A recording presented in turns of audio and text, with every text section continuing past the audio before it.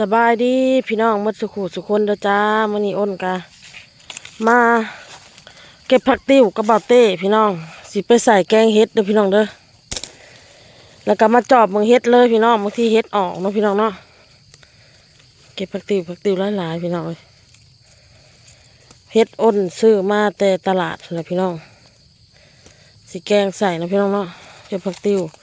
แต่ว่ามาจอบเบิ่งเฮ็ดน้ำแน่บางทีได้เฮ็ดตื่มพี่น้องเลย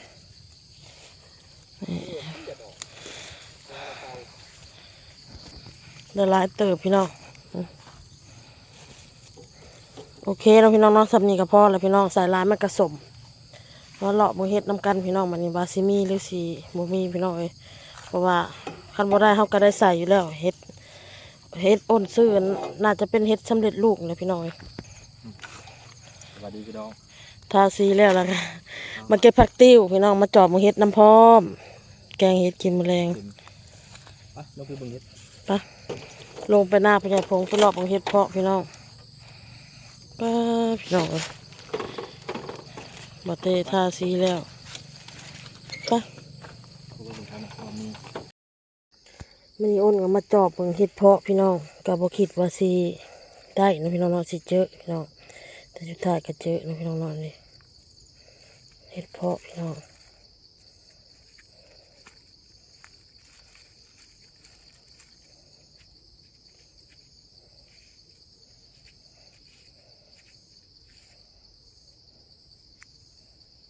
ตัวนี้น้อง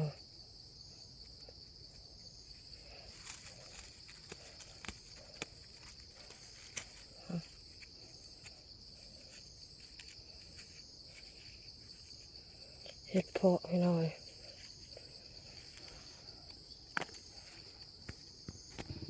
มันกำลังเป็นเสื้อพี่น้อยเฮ็ดกันนะ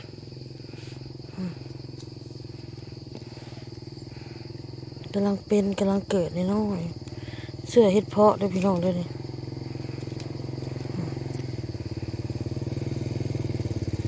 เห็นบ่ได้อยู่บ่คนเราลงไปหาบึงเฮ็ดมันจะเห็นปวกออกบ่เห็นมืดไปแล้วน้องพี่น้องเกิดจะกระโดดทางเฮ็ดเพาะมันหักถือผลมันแตกพี่น้องเกิดกระโดดทางนี่เฮาอันมาหาประมาณ2-3 มื้อเฮาสิเจออยู่พี่น้องตัวหนทางลงนาไปใหญ่พงเลยพี่น้องเด้อเห็นดิดอกนี้นี่เฮ็ดเพาะ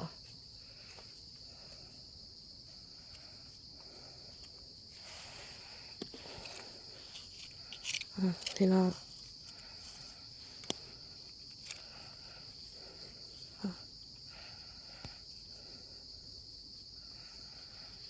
ตัวแก่ลายตัวน้อยกำลังเกิดกันลายอยู่พี่น้องตามหนทางเลยพี่น้องเลยเขี่ยหาตามนี่เลยตามทางแคมทางน้ำพี่น้องถ้ามันมีเห็ดนะมันสิเป็นเสื้อแบบนี้พี่น้องเสื้อขาวๆแบบนี้นี่พี่น้องมีกระดอกหนึ่งเห็ดโผล่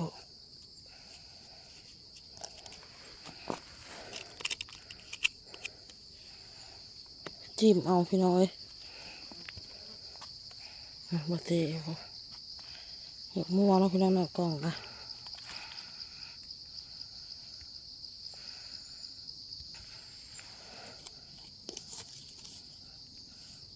เน่าพี่น้อง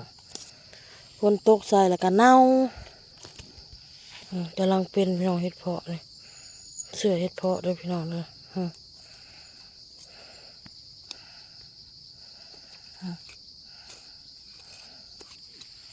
เสื้อฝนตกห้ำเห็นปะเวลาฝนตกห้ำพี่น้องเลยสระขี้ดินก็ขึ้นมาแบบนี้เลยเรื่องพี่น้องเขาเก็บบ่ทัน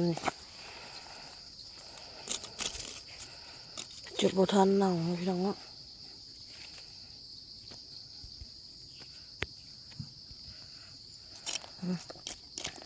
เชื่อเห็ดเพาะมันนั่นเลยได้ป่ะเฮ้ย เสาทอดมันอ่อนดี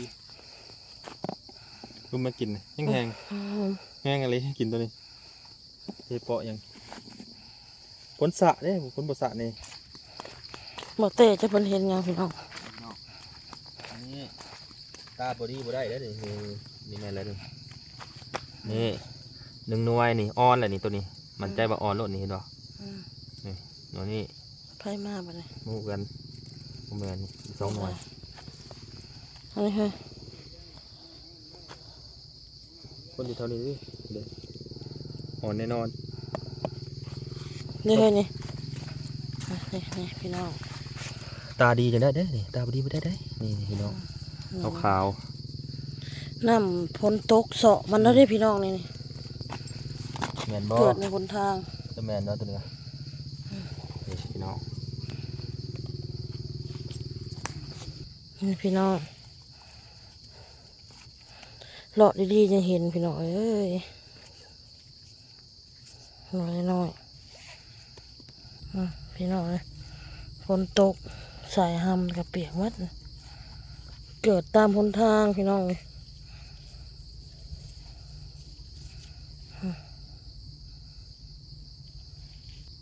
ได้น้อยเดียวหนึ่งพี่น้องเอ้ยมันฝนตกหำมันเปื่อยเน่าหมดแล้วก็น้ำเสาะไปไหนพี่น้องได้น้อยเดียวเนาะพี่น้องเนาะนี่ก็เน่าพี่น้องเดี๋ยวโอจิถ่ายเบิ่งพี่น้องอันนี้คือตัวมันเน่าเลยพี่น้องเลยมันแตกออกเนาะพี่น้องเนาะนี่มันตัวเขาเก็บบ่ทันเอาบ่ทันพี่น้องแม่นหมดเลยมันแตกเลยพี่น้องนี่เห็นบ่ เอาบ่ทันแล้วก็เน่าแก่แล้วก็ เก็บบ่ทันวันนี้ก็สิเดินทางกลับพี่น้องมันบ่มีเนาะพี่น้องเนาะเลาะจนเมื่อยได้น้อยเดียวเนาะพี่น้องเนาะ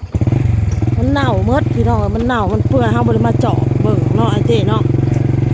เฮาบ่ได้มาเจาะเบิ่งมันหลดเปื่อยเน่าแตกบ้านฝ มาน ทัน ต แล้ว ก ได้กิน คันมาทันแล้วได้กินคือตอนน่ะพี่น้องเก็บจนว่า ดอกพวกใหญ่ เครื่องกระซ้ำแต่ดอกใหญ่ๆบ่ทันแล้วก็คือนี่แหล้วพี่น้องเห็ดเพาะนี่เปื่อยหมดเน่าหมด พ่อแม่ นี่มาฮอดเพื่อนแล้วพี่น้องบัดนี้น้องสะพอเท่าหวาน ปลา พี่ อยู่ใน น้ ปลา อง อยู่ใช่แล้วปลา จุบาจิตประสงค์บาจิตประสงค์พี่น้องเอาตะเวียกบ่พี่น้องเอ้ยอัดตูอัดต่างแล้วเรียบร้อยลุงตูนพี่น้องนั่งอวดเลยกันไปเมื่อไป ใหญ่เนาะ ง่ายเลยนี่ แนวคารา มาเบิ่งพี่น้องมาฮอดเฮือนล่ะสะแปงเฮ็ดหยัง โอ้ยมานั่งเปิดพ่อหน้าเสื้อผ้านี่มันป้านี่อุกใจเลยพี่น้องเลย คือว่าอุกใจ เป็นไงเนี่ยชั่วโมงหนึ่งสามเทื่อมาเกลือ คือว่าจังซั่น เอ้ามันกะสิว่าโอ้ยคนเมื่อยเด้คนเมื่อยกินเด้นะ เลี้ยงปลาดุกพี่น้องไอ้คนจักร้อยอยู่ห่ะปลาดุกห่อประมาณ100โตหักใต้ประมาณ50-60แล้ว